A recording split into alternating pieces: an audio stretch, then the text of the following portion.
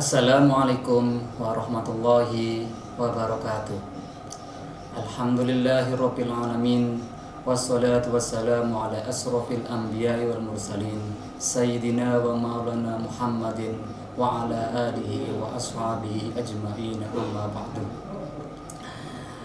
Anak-anak dan pemirsa yang ada di rumah, alhamdulillah pada kesempatan kali ini kita dapat bermuwajahah, kita dapat bertemu lagi dalam channel podcast Miftah dalam kajian Ramadan dalam keadaan sehat walafiat, dan tentunya kita semua masih berpuasa.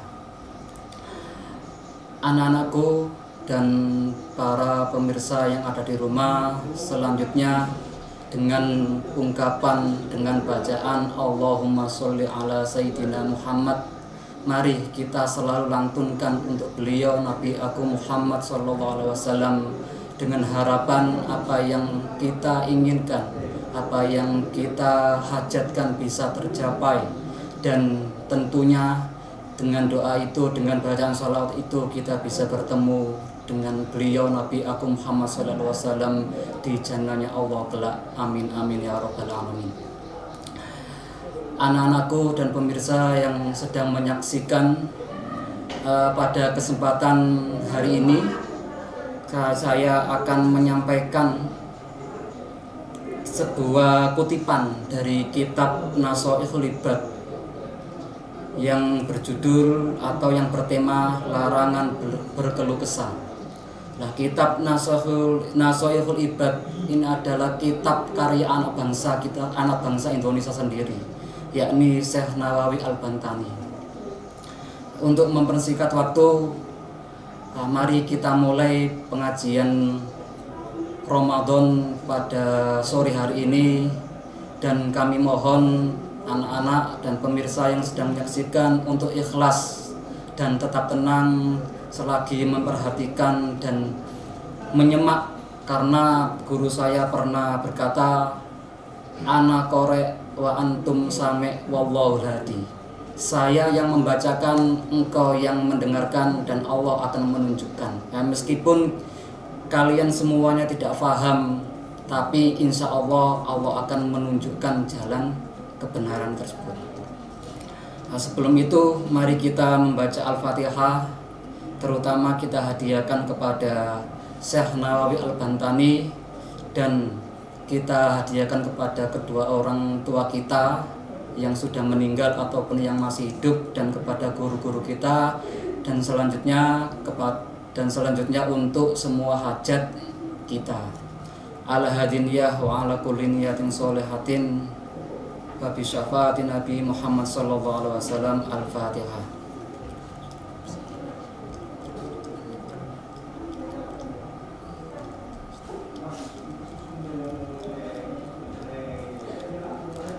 Bismillahirrahmanirrahim. Qala mu'allifu rahimahu wa ta'ala wa nafa'ana bi ulumihi wa adda alaina min barakatihi fi dharain amin. Ruwiya 'anin Nabi sallallahu alaihi wasallam annahu qala.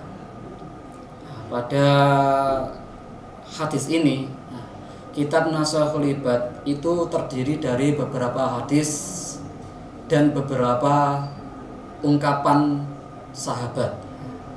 Nah, untuk pada tema kali ini, sebuah hadis yang diriwayatkan dari Rasulullah SAW tentang larangan kita untuk berkeluh kesah. Jadi intinya hadis ini menuntun kita untuk selalu bahagia. Ruwiya dan ceritakan anin Nabi sallallahu alaihi wasallam, saking Kanjeng Nabi sallallahu alaihi wasallam, saking Kanjeng Nabi Muhammad sallallahu alaihi wasallam, annahu apa setuhune Kanjeng Nabi Muhammad kola iku ngendika. Sinten Kanjeng Nabi Muhammad? Diceritakan dari Rasulullah sallallahu alaihi wasallam bahwasanya beliau bersabda, man asbaha wa huwa yasku diqal ma'asi faka'annama yasku rabbahu.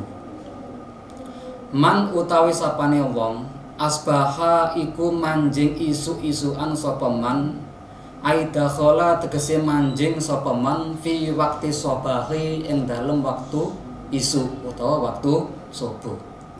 Wa huwa hale utawi man yasku iku madul adu-adu sapa man ilan nasi madu marang menungso. Dikol maasi ing rupeke panguripe dikol maasi apa sing diadu-adu ing panguripe ing rupeke panguripe. Fakaan nama yasku mongko kaya-kaya setuhune madulaken sapa man robahu ing pengirane man. Jadi Rasulullah bersabda, barang siapa yang di waktu paginya, maksudnya waktu pagi yaitu ketika dia masuk pada waktu pagi dan dia mengadu, adu-adu kepada manusia. Jadi ada contohnya gini, ada seseorang dia bangun tidur kemudian dia mengadu tentang kehidupannya, tentang kehidupan yang dialaminya. Nah, orang tersebut itu seakan-akan dia mengadukan Tuhannya kepada manusia itu. Artinya apa? Dia yaitu orang yang yang berada di waktu pagi tersebut, dia seakan-akan tidak terima terhadap apa yang telah didapatkan dari Allah itu. Akhirnya dia mengadu atau adu kepada orang lain bahwasanya yang dia didapatkan itu kok tidak sesuai dengan ekspektasinya. Wasikayatu utawi sikaya adu-adu berkeluh kesah. Wasikayatu utawi sikaya adu-adu atau madul la taliku iku ora patut apa sikaya illa ilallahi kejaba maring Gusti Allah. Ingat, berkeluh kesah itu tidak patut kecuali dengan Allah. Artinya kalau kita mendapatkan masalah apapun itu yang bisa menyebabkan kita susah, sedih, tidak bahagia, ya kita harus berkeluh kesahnya kepada Allah, bukan kepada sesama manusia, apalagi kepada teman kita, meskipun kepada guru ataupun orang tua kita. Kalau kita susah, ya udah kita tinggal melaksanakan sholat kemudian berzikir kepada Allah saja. Fa innaha mangkostuhune sikaya min jumlati doa iku setengah saking jumlah doa. Lah madul berkeluh kesah itu termasuk doa. Jadi kita harus berhati-hati dengan doa kita. Kalau kita berkeluh kesah secara otomatis doa kita juga sifatnya negatif. Amma sikayatu anapun utawi sikaya ilan nasi maring menungso fahiya mongko utawi sikayatu ilan nas min alamati admir ridho iku setengah saking tondo ora anane ridho bikismatillahi kelawan pembagian Allah Ta'ala lahu maring man. Nah, apabila kita semua itu kok madul berkeluh kesah kepada manusia, itu berarti tidak adanya ridho pada diri kita terhadap apa yang telah diberikan oleh Allah.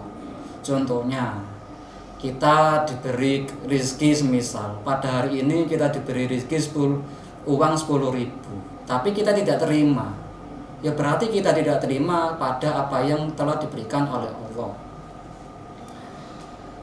Kama ruwiya kaya oleh diceritakan an Abdullah bin Mas'ud saking Abdullah bin Mas'ud kala ngendika sapa Abdullah bin Mas'ud.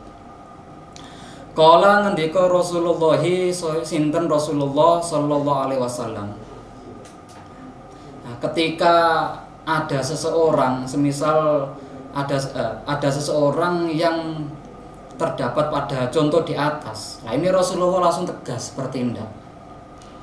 Ala u'allimukum ana ta ora murui ingsun kum ing sira kabeh al kalimati ing pira-pira kalimat allati kang takallama kang nglafataken biha kelawan kalimat Musa sinten Nabi Musa alaihi salam khina jawaza ing dalem nalikane ngliwati sinten Nabi Musa al-bahra ing segara bibani Israila sumertane Bani Israel. Nah, ketika mendapatkan contoh yang seperti itu, ya langsung Rasulullah menegaskan, apakah kamu mau? Apakah engkau tidak pernah saya ajari kalimat yang pernah dilafadzkan oleh Nabi Musa ketika Nabi Musa melewati lautan bersama Bani Israel? Intinya ini sebenarnya Rasulullah memberikan isyarat, apakah kamu mau saya ajari, maksudnya gitu. Apakah kamu mau saya ajari kalimat-kalimat yang pernah dilafadzkan atau yang pernah didoakan oleh Nabi Musa ketika Nabi Musa melewati lautan bersama Nabi Ibrahim. Nah ini kan diceritakan ketika Nabi Musa dikejar sama Raja Fir'aun. Akhirnya pada waktu itu Nabi Musa sampai di tepi pantai, yakni pantai Laut Merah, dan kebetulan pada waktu itu Nabi Musa bersama dengan Bani Israel. Karena melihat kondisi yang tidak memungkinkan untuk melanjutkan perjalanan, nah ini Nabi Musa langsung berkeluh kesah kepada Allah. Karena di depannya kan terlihat Laut Merah, tidak mungkin Nabi Musa langsung menyeberang, perahu pun tidak punya. Nah, caranya satu-satu cara yang harus dilakukan Nabi Musa adalah berkeluh kesah atau berdoa kepada Allah. Fakulna mongko ngucap kita, maksudnya kita adalah sahabat pada waktu itu, sahabat Nabi Muhammad pada waktu itu. Tadi kan ada pertanyaan, apakah engkau mau saya ajari? Nah, kemudian sahabatnya menjawab, fakulna mongko jawab sapa kita, bala engge. Ya Rasulullah, Rasulullah. Iya ya Allah, iya Rasulullah, kami mau engkau ajarkan kalimat-kalimat yang pernah dilafadzkan oleh Nabi Musa. Qala mongko dawuh, mongko ngendika sinten Nabi Muhammad. Qulu ngucapo sira, Allahumma lakal hamdu wa ilaikal mustaka wa antal musta'an wa la haula wa la quwwata illa billahil aliyyil azim. Ing kalimat Allahumma lakal hamdu wa ilakal hamdu ila akhirih. Jadi ketika engkau mendapatkan kesusahan, hatimu tidak gembira dan kamu perlu berkeluh kesah, maka berkeluh kesahlah kepada Allah dengan mengucapkan Allahumma lakal hamdu wa ilaikal mustaka wa antal musta'an wala haula wala quwwata illa billahil aliyyil azim. Allahumma do Allah, ya Allah, laka iku kaduwe panjenengan alhamdu utawi puji, wa ilaika lan marang panjenengan al mustaka utawi madul, wa anta hale utawi panjenengan al musta'anu iku zat kang awe pitulung, wala haula lan ora ana reka daya iku mujud, wala quwata lan ora ana kekuatan iku mujud illa billahi kejaba kelawan Allah al ali zat kang luhur al azimi zat kang agung. Allahumma, ya Allah, engkau yang memiliki pujian, kepadamu lah pujian, wa ilaikal mustaka dan kepadamu lah tempat berkeluh kesah, wa antal musta'an dan engkau adalah zat yang memberi pertolongan, wala haula wala quwwata illa billahil aliyyil azim. Pada kalimat ini sebenarnya kalimat ini tidak mengandung doa. Memang secara adab ketika kita meminta sesuatu itu paling enggak itu harus menggunakan pujian. Ya sama ketika kita meminta kepada manusia, ya kita ambil contoh kepada teman kita. Kita meminta pertolongan kepada teman kita. Pertama kali yang pasti kita lakukan adalah pasti memujinya. Agar apa? Agar teman kita bisa luluh hatinya, sehingga teman yang kita mintai pertolongan akan memberikan pertolongan kepada kita. Allah juga begitu. Pada hadis ini Nabi Muhammad tidak mengajarkan sebuah doa, tapi mengajarkan kita untuk selalu memuji kepada Allah dimanapun kita berada. Dalam kondisi apapun kita wajib memuji Allah. Bahkan dalam sebuah ayat pernah disebutkan, fasabbih bihamdi rabbika wastaghfir innahu kana tawwaba.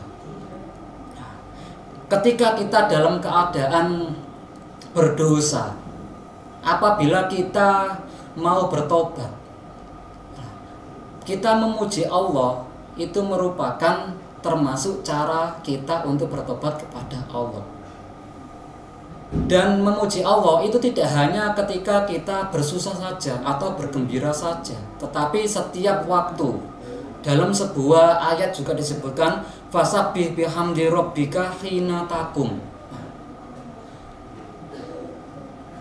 Bertasbihlah, bertahmidlah kepada Tuhanmu hina taqum, dalam kondisi apapun. Ketika kita susah, ketika kita bangun tidur, terus kemudian setelah itu kita persiapan untuk sekolah, kemudian berangkat, terus sampai sekolah, belajar, pulang, tidur lagi, kita harus memuji Allah. Karena memuji Allah itu termasuk kunci kita mendapatkan ridhonya Allah. Dan insya Allah dengan banyak memuji, insya Allah doa-doa kita akan dikabulkan oleh Allah. Qala al-A'mas, qala ngendika al-A'masu sapa Imam A'mas, fama taraktuhunna mongko ora ninggal ingsun hunna ing kalimat Allahumma lakal hamdu ila akhir mungdu sami'tuhunna mansane ing dalem mongsone ngerungu ingsun hunna ing kalimat Allahumma lakal hamdu wa ilaikal mustaka ila akhir min sakiki saking dulur kandung ingsun al asadi rupane Asad al kufi kang bangsa Kufah. Wa huwa utawi sakikil Asad an Abdullah bin Mas'ud saking Abdullah bin Mas'ud radhiyallahu anhu. Pada kalimat tersebut Imam A'mas memberi komentar bahwasanya Imam A'mas tidak pernah meninggalkan membaca kalimat Allahumma lakal hamdu wa ilaikal mustaka wa antal musta'an wa la haula wa la quwwata illa billahil aliyyil azim. Ketika beliau mendengar sampai akhir hayatnya, beliau tidak pernah meninggalkan membaca kalimat tersebut.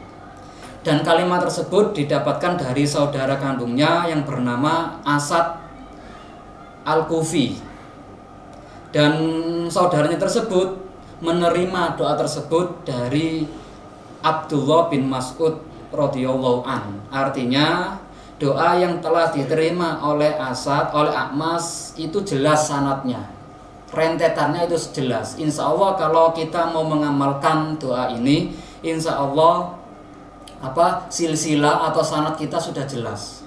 Karena ini adalah kitab yang dikarang oleh Syekh Nawawi Al-Bantani. Beliau adalah ulama yang sangat terkenal pada waktu itu. Dan seluruh ulama yang ada di Indonesia insya Allah pernah belajar pada beliau.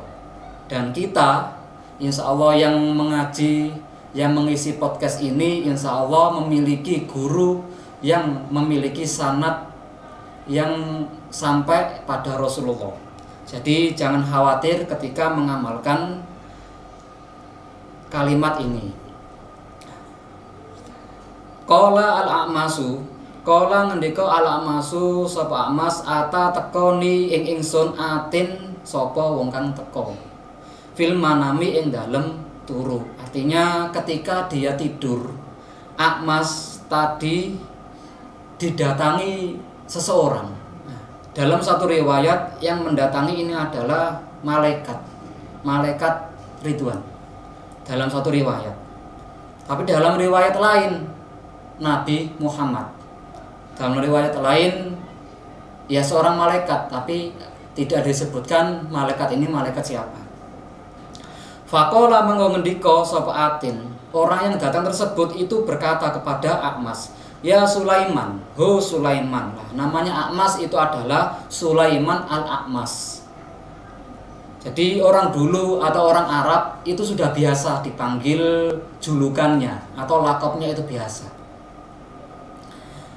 Zid nambahono sira fi hadil kalimati ing ikilah kalimat wa nasta'inuka ala fasadin fina ing lafat nasta'inuka ala fasadin fina wa nas'aluka sholaha amrina kullihi.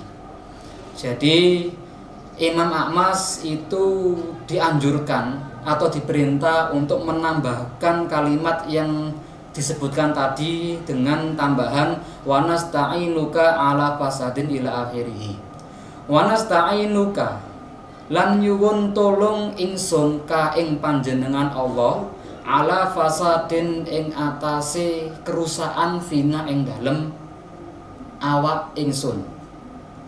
Wanas aluka lan nyuwun ingsun ka ing panjenengan sholaha amrina ing baguse perkara ingsun kulihi sekabehane amrina. Maksudnya, ya Allah, aku meminta pertolongan kepadamu terhadap kerusakan yang ada pada diriku, dan kami minta kepadamu kebaikan perkara kita, semua kebaikan perkara kita. Nah, dari hadis ini sudah jelas bahwasanya ketika kita mendapatkan kesusahan, nah, kita harus meminta pertolongan kepada Allah. Lah pasti Allah akan memberikan pertolongan kepada kita yang meminta tolong kepada. Nah, pertolongan itu lewat mana? Bisa lewat teman dekat kita, bisa lewat guru-guru kita, bisa lewat orang tua kita, bisa lewat siapapun itu yang Allah kehendaki.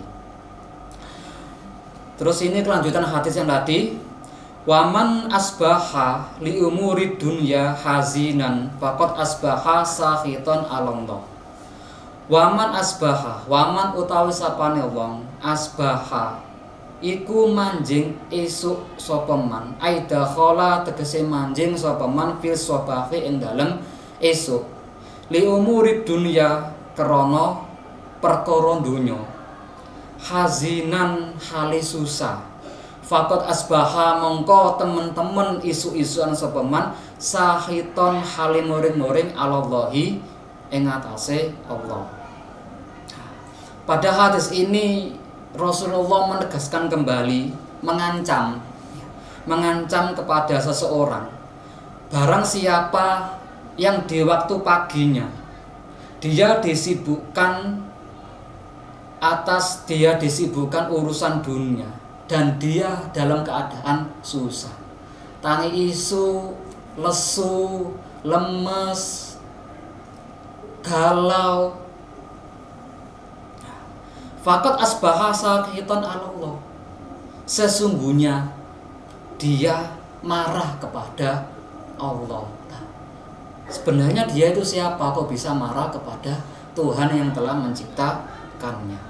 Nah, jadi perlu kita perhatikan, perlu kita ingat, kalau kita di waktu pagi kita bangun tidur, kita marah, kita galau, kita susah.